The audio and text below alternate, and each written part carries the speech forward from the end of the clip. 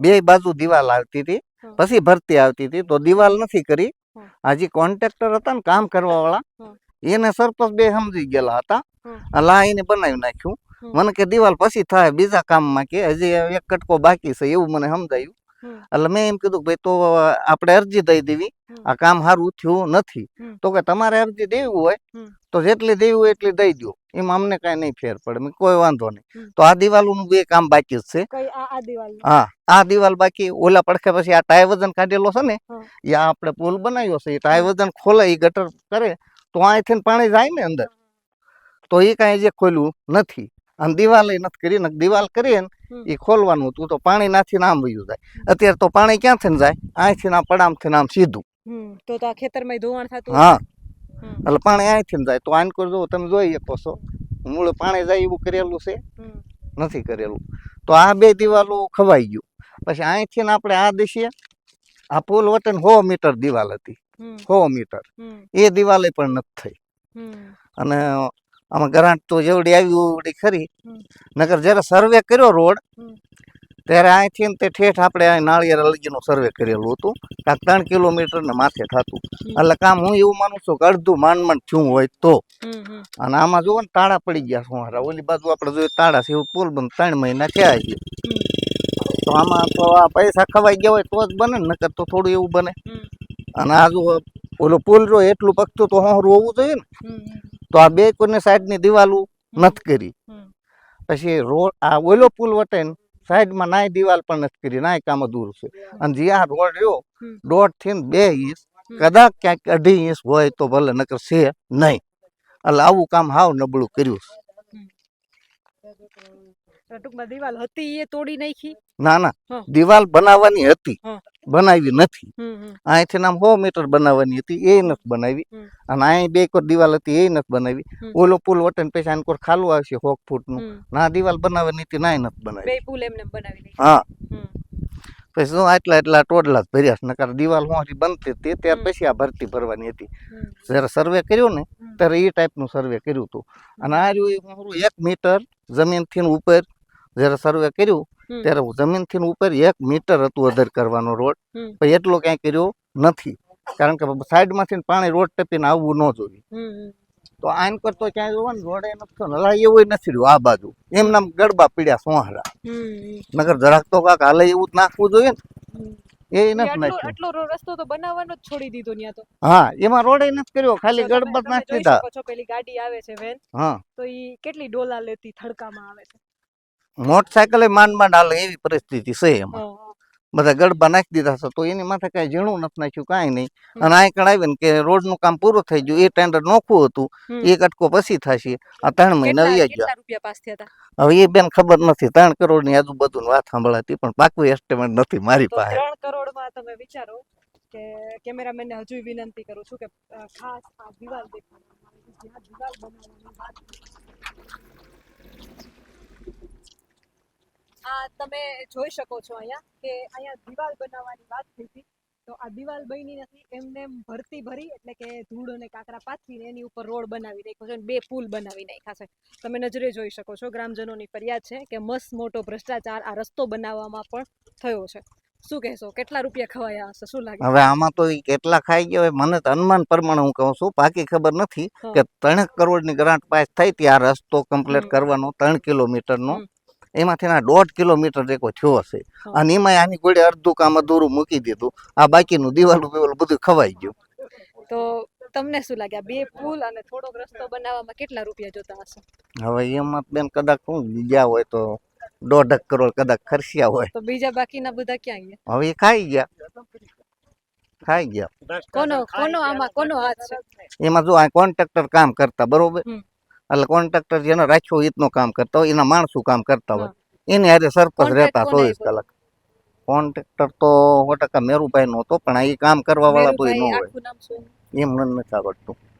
એટલે એના માણસો આ મૂક્યા હોય, એના માણસો સરપંચ હારવાર હોય, અને આ રીતનું કામકાજ કરી નાખ્યું. અમારે હાવ નબળું 1.5 થી 2 ઇંચ ડામર છે. આપણે કદાચ ખોદીને હોત બતાવીએ છીએ કે આ તમે એટલો ડામર કર્યો, અને આગળ છે હોતર તૂટલું ના દેખાય છે હોતર. એટલે આ રીતનું બધું કામકાજ છે. હાલત શું થશે આમ નામ રહ્યું તો? ચોમાસામાં આમાં તો હલાય એવું છે, આમાં ક્યાંય હલાય જ નહીં ને. પાણી તો પેલા ટાયવર્ઝન ખોદવું પડે, એને કોઈ દિવાલ જે આવતી દિવાલ બે બાજુ હતી તો એ કઈ કર્યું નથી, પણ પાણી હાલે એવું નથી કર્યું. એટલે પાણી ત્યાંથી સીધું જ આમ જવાનું છે પાદરું, ઓલા પુલ નીચે નથી હાલે એવું રાખ્યું, એ ઓલી વાળી જશે સીધું. આવી પરિસ્થિતિ છે, નથી ક્યાંય નિકાલ જ નથી. આ જોવો ને બેન, આ તમે જો આ પાણી આથી આય જતું. હવે આય નિકાલ છે. તો જો અહીં કણે તો આ બધું બંધ છે, તમે જોઈ શકો. પાણીનો થૂવો લાગે તો પાણી તમે કેમ હામાં ખેતરમાં જાય. જો અહીં પાણી હાલે એ બધું કર્યું નથી આપણે. આ તમે કેમ પાણી હાલે ની ગટર તો સાઈડમાં કરવાની. હવે આ તમે કેમ દિવાલ નથી કરી, આ તેમ ગટર નથી. પાણી આવે આમ બધું વેડું પાણી ભેગું થાય, આ પાણી ઝુલમ આવશે. હવે આય તમે કેમ કાંઈ નિકાલ નથી, કાં ઓલાનું ખેતર ધોવે ને કાં હમાવાળાનું ખેતર ધોવે. આ નિકાલ તો છે નહીં પાણીનો. આ ભ્રષ્ટાચાર નહીં તો આ છે શું જોવો તમે. હવે આપણને ખબર છે પુલ બનાવ્યું તો એની નીચે છે ને પાણી આવવા માટે પુલ બનાવ્યું, તો આ સામી બાજુ નીકળે એમ જ નથી, તો પાણી કેવી રીતનું હાલે? એટલે બેન આ બે બાજુ દિવાલ હતી. આમ ગટરે સડાવવાનું ને કે નહીં સડાવવાનું, આ પાણી આમથી સીધું આવે. આ પુલ બનાવ્યો, આ પાણીનો નિકાલ છે. આ પાણી આપણે જો આમથી પાણી આવ્યું નિકાલ છો તો આથી નિકાલ ગટર મારવી પડે બેન. અને તમે કેમ આમે તમે કેમ કાઢે અને ટીકડ હોકળે પાણી ચડે. હવે એ હોકળે પાણી ચડાવવાનું, આમાં તમે નિકાલ તો કર્યો નથી. જો તમે છે આમાં કાંઈ તો એમ એટલે અમુક 1.5 મહિના આ પુલ વિશે મારે વાત શું કરવી તમને, કે જો પાણી નિકાલ કરવા માટે પુલ બનાવવામાં આવ્યો છે, સ્થાનિક લોકોનું એવું કહેવું છે, તો પહેલા તમારે અહીંયા પાળ બનાવવાની જરૂર હતી. તમે જોઈ શકો છો કે અહીંયા ખાલી પથરા છે, એમને એમ ડામર એના ઉપર પાથરી દીધો છે, અહીંયા વ્યવસ્થિત પાળ બનાવવામાં આવી નથી. હવે આની મજબૂતાઈ શું? આ માટી ઉપર તમે ડામર પાથરી દીધો તો એની મજબૂતાઈ શું? ભવિષ્યમાં આ તો ધોવાઈ જવાનું છે. અહીંયા ખરેખર તો એક દિવાલ હોવાની જરૂર હતી.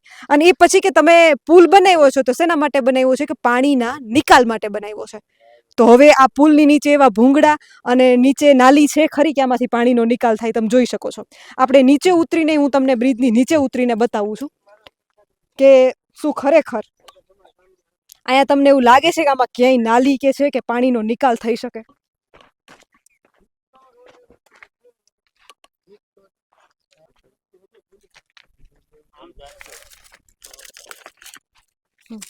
આમ પાણી હવે તમે જોઈ શકો છો કે અહીંયા નીચેથી પાણી આવવાનું છે, બરાબર? જોઈ શકો છો કે અહીંથી નીચેથી પાણી આવવાનું છે, પણ પાણી આવશે કે? તમે જોવું પેલા કેમેરામેનને વિનંતી કરું કે સામેની જગ્યા બતાવવામાં આવે. હવે જો અહીંથી પાણી પસાર કરવાનું છે તો એના માટે સામે કંઈક નાલું કે કંઈક હોવું તો જોઈએ ને. તો સામે તો આ વોકડો જ વ્યવસ્થિત નથી, તો આમાં પાણી આવશે કેમ? આ પાણી તમે કેમ આવ્યું બરોબર, આથી પાણી આમ જાતું, આ પુલ બાંધ્યો મૂળ તો પાણીનો નિકાલ.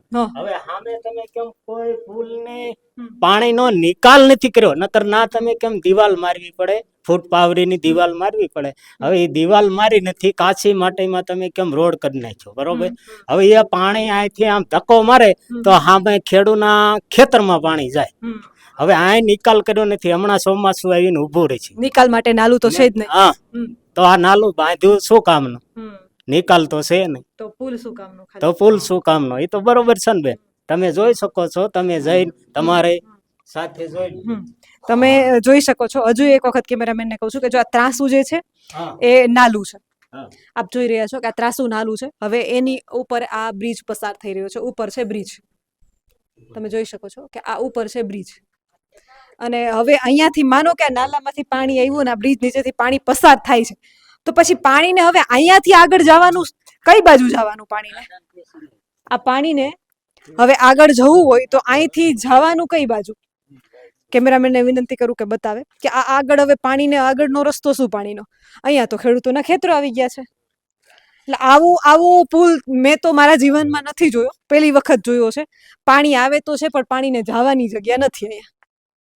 એટલે આ એન્જિનિયરે કંઈક વિચિત્ર પ્રકારનો છે જેમણે બનાવ્યો છે એમનો, ને કાં તો એને 100 તોપોની સલામી આપવાની જરૂર છે, કારણ કે કંઈક એની નવી 8મી કે 9મી અજાયબી બનાવી છે, કંઈક આ નવી ટેકનોલોજી છે. એટલે તમે જોઈ શકો છો. હજુ એક વખત કહું છું કે વ્યવસ્થિત બતાવવામાં આવે કે આ બે પ્રશ્ન લઈ આ પુલ વિશે તમે જોઈ રહ્યા છો કે કોઈ પાણીના નિકાલની વ્યવસ્થા છે જ નહીં. અહીંયાથી સીધા ખેડૂતોના ખેતરો આવી રહ્યા છે. તો હવે આ પાણી જાય ક્યાં? આ બ્રિજ છે, આ ઉપરનો બ્રિજ છે, સામેથી આવે છે પાણી અને અહીંયાથી જે ત્રાસુ છે ત્યાં નાલું છે, પણ પાણીના નિકાલની કોઈ વ્યવસ્થા છે નહીં. આપ જોઈ રહ્યા છો સીધી અહીંયા માટી અને ખેતરો આવી જાય છે. આ બેન ટાય વજન કાઢ્યો તો એ ઉકેરીને આમ પૂરું નથી સહેલું કર્યું પાણી હાલવા. આ જો ટાય વજન કાઢ્યો તો અને આ બધું બુર નાખ્યું તો આને પાછું આમ ઉકેરીને આ દિવાલ ભરીને પછી ઓલે પણ આમ નીચે સહેલું આવ્યું ને એને ભેગું અહીં આમ થઈ જતું. તો એવડું એ તો ખોલ્યું નથી. તો અહીં પાણી આવશે આ પુલ નીચેથી એ તો અહીં ક્યાં જશે? ખોલે તો જાય ને. તો મેં લગભગ 1.5 મહિને ફોન કરું સરપંચને કે તમે આ કરી નાખો ને પડા ધોવાઈ જશે. તો એ શું કે કાંઈ ઉતાવળ નથી, તમ તારી થઈ જશે, તમે ઉપાધિ કરો માં તરત થઈ જશે. તમે દાદાની વાત આમ નાલા હોય સાહેબ, નાલું આમ હોય કે આમ હોય. પાણીનો તમને તો ખબર છે દાદા, તમારા ગામના પાણીનો ઢાળ કેમ હોય? પાણી ઢાળ આમ રહ્યું તો આ નાલું આ પાણી ક્યાં જાય? આમ આમાં પૂરે તો ન સડે. ઢાળ હોય પાણી જાય, ઢાળ હોય ઈ પાણી જાય. હવે અમારે શું કરવું? કઈ અમારું હાલવા દીધું ને એટલે મેં શું કર્યું? તો ઓલું મોહકું આમ રાખ્યું, આ મોહકું આમ રાખ્યું. તો આનાથી તો દાદા નુકસાન ખેડૂતોને થશે. ચોમાસું માથે એટલે ખેતરો ધોવાના છે. પાણીનો અવરો તમે રસ્તો બદલાવો એટલે ખેતરો ધોવાના છે, સ્વાભાવિક છે. પાણીની આડે તમે પડો, એના વેણના આડે તો ના જઈ શકો તમે. નિમા તો ન જઈએ એટલે તમે જેમ બને એમ કાંઈક આ વ્યવસ્થા કરી દો તો આ પાણી કાંઈક વયું જાય ને કાંઈક ઓલામાંથી આમ વયું જાય. બીજું તમારે કાંઈ થાય એવું જમીન ધોવાઈ જાય. નકર જમ્યું ધોવાય. આ પાણી જાય એટલે આમ જ જવાનું છે. અહીં ભરાવો એટલે અહીં પાણી જ ન જાય. આ નિકાલ હતો તો એ આ લીક બુરી દીધું, ઉલકું હતું થોડુંક તો એ ન ઉકેર્યું. પાણી જાતું જ તું, દૂધ નાખીને બુરી દીધું છે. પાણી જાતું જ તું બુરી દીધું ને પછી કે આપણે પુલ પૂરો થઈ જશે એટલે પાછું ખોલી નાખશું, પણ ખોલ્યું નથી. અને આનકોરની સાઈડમાં જે આ ગટર રહી ને ના દિવાલ ભરવાની હતી, દિવાલ ન ભરીને એમ નામ કરી નાખ્યો રોડ વચ્ચે ભરતી કરી. હજી એ ગટર તો છે, આપણે માથે હતા ત્યારે ન જોઈ, મેં પેલા કીધું. લાંબ બધી ભ્રષ્ટાચાર છે. આપણે સૌ કોઈ જાણીએ છીએ કે જ્યારે આપણે ખેતરમાં પાણી વારતા હોઈએ છીએ, જે ખેડૂત છે, ખેડૂતના દીકરા દીકરીઓ છે, અમને ખબર હશે કે આપણે ધોરિયા થોડી થોડી જગ્યા મૂકીને જે ધોરિયા બનાવતા હોય ને એ આપણે ઢાર ને વેણ જોઈને બનાવીએ કે ભાઈ આ બાજુની જમીન છે એનો ઢાળ આમ છે તો આનો ક્યારો આમ જ વળશે, આ પાણી આમ જ જશે. તો હવે આ તમે જોઈ શકો છો કે જે રીતે દાદાએ વાત કરી રીતે કે પાણીનું વેણ, એનો પ્રવાહ જે છે એ આ બાજુ છે જ નહીં.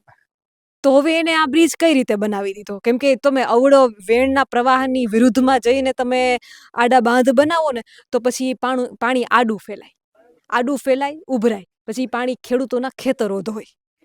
અને અહીંયા તો પરિસ્થિતિ તદ્દન ઉલટી છે. પાણી આવવાનો રસ્તો તો છે પણ પાણી જવાનો, એના નિકાલ માટેનો કોઈ રસ્તો જ નથી. નિકાલ નથી.